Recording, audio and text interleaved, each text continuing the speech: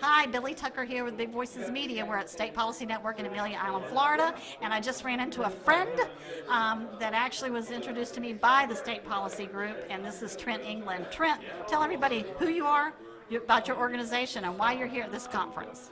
Sure. Well, I'm Trent England. I am with the Freedom Foundation. I run our policy department there. And the Freedom Foundation is one of the older State Policy Network affiliates. We've been around for over 21 years. Our mission is to advance individual liberty, free markets, and limited accountable government. And we do that through, good old-fashioned work on public policy, but we also do it through grassroots outreach, educational efforts.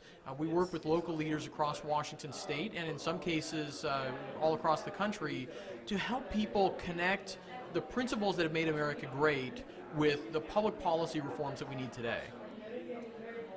That's a lot. Is Washington, tell us how Washington is when it comes to the election last week. Were you happy? Were you pleased with some of the stuff that happened in your state elections? Well, there were some bright spots in Washington State. It was disappointing, I think, like it was all across the country. But we did see, we saw some turnover in our state legislature. We saw a few victories in our state House of Representatives for some conservative candidates, so that was a good thing.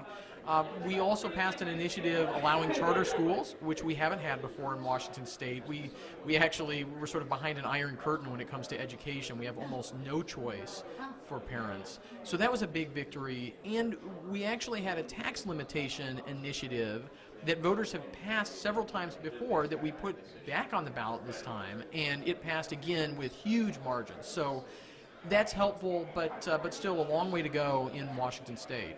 What's going to be the key focus for your group moving forward into 2013?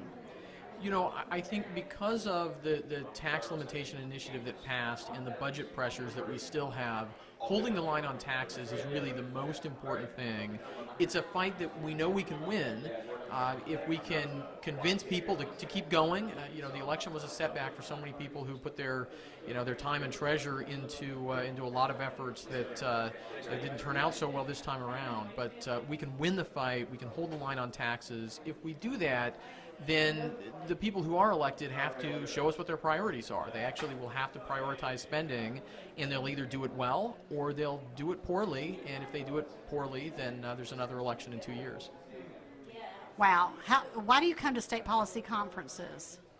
Well, these are really invaluable meetings to connect with allies from all around the country. Nobody has a monopoly on good ideas, whether it's about policy or strategy or tactics. This is a place where you can meet people who are all trying to advance the same mission all around the country and learn from each other's successes and failures, and build the camaraderie and build the team nationwide that is going to take our country back for liberty. Well, Trent England is a great patriot. He's over on way over on the other side of the world from us over here in Amelia Island. But we love everything that you're doing. And he has the cutest kids, by the way. And a daughter that recited what? How old was she? She recited the entire Gettysburg Address in front of about, 350 people when she was 8 years old. So,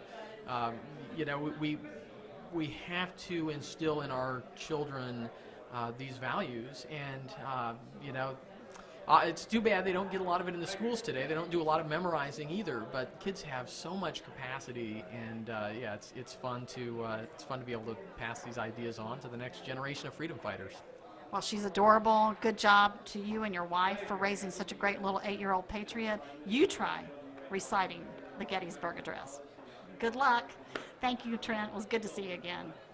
Thank you, Billie. Thank you to Big Voices for being such a great big voice for liberty. Well, big mouth, too. Thanks.